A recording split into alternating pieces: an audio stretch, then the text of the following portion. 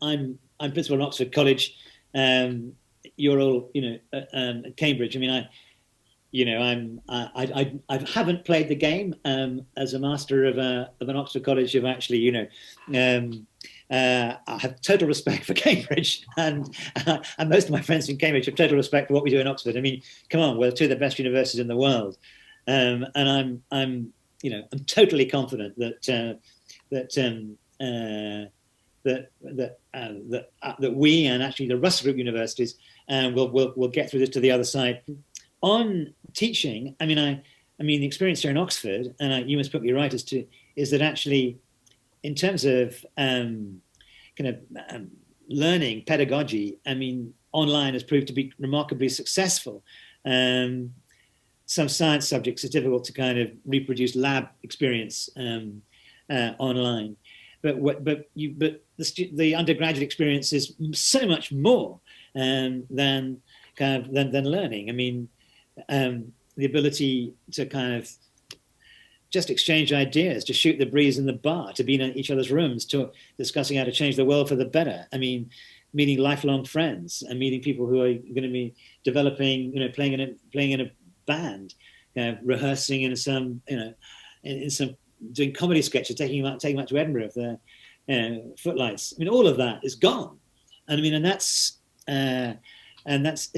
central to the university experience. And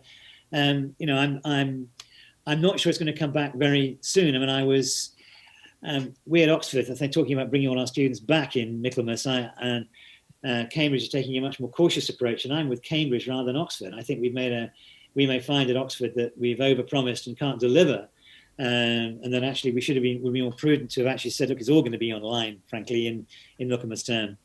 So I mean, I'm for the next 12 months until the vaccine comes through, which I'm sure it will. I think the student experience at all universities is going to be much diminished, and I'm very sorry that that's the case. But hell, there's a lot as we have more civilian deaths cumulatively in the last 6 months in the whole of World War II. There's many more people in many more difficult and harder circumstances than us, frankly.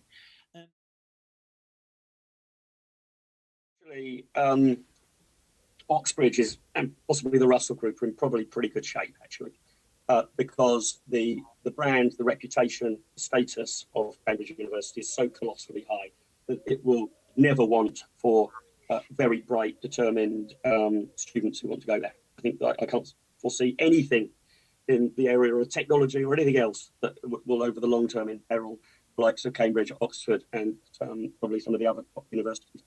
But longer term, I think the university sector is surely going to shift and change.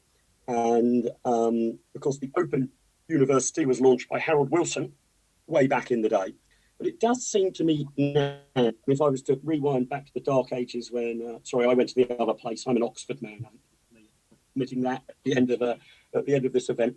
But I was there 1990 to 1993. And you could sort of see, because technology was very different at the time. I mean, it was considered absolutely a massive breakthrough that a friend of mine had an Amstrad. I mean, everybody else was, writing longhand script, pretty much with a quill pen almost. Nobody had computers, printers, email didn't exist. Nobody had a mobile phone, material online. You went to the library and got out a hard copy book. And you could see in that environment why you needed to be physically together and why you needed to get out of bed and go to a lecture hall and listen to some lecturer deliver for the 116th time his particular lecture on France under de Gaulle. Technology now really, I think, unwinds that. Can you not do the bulk of the university course wholly online from anywhere where you sit in the world? I appreciate a large part of the university experience isn't just the learning part, it's the camaraderie, it's the extracurricular activities, it's running societies, all of that's quite important.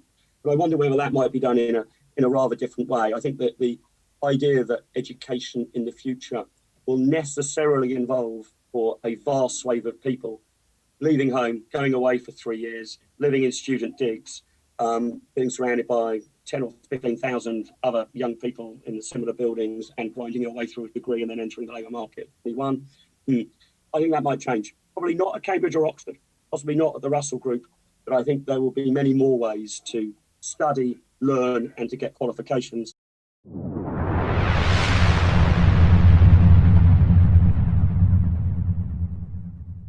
although I'm an Oxford man, Cambridge is a much more beautiful city than Oxford. So.